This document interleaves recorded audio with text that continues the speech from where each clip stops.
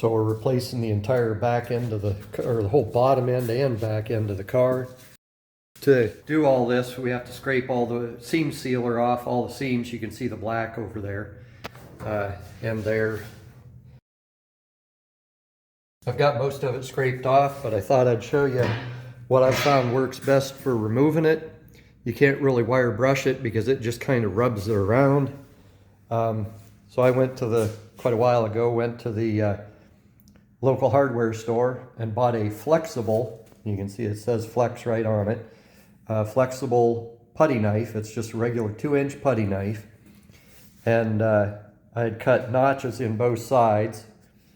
And then I take my die grinder with a sanding pad and sharpen all these perimeter edges down here and use it like a chisel. Now, the original reason why I got this was, and cut these notches in, is I use it to cut out bonded in windshields, because the flexible putty knife is very thin, and by sharpening the front edges down here, you know, you can push it up in that seam and get it cut loose.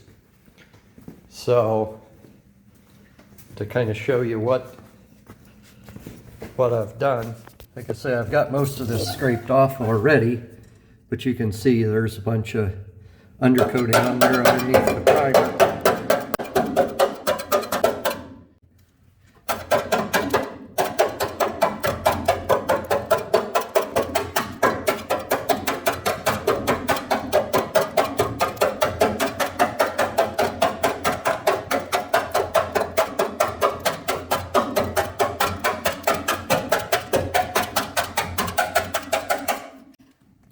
As you can see, that works pretty well.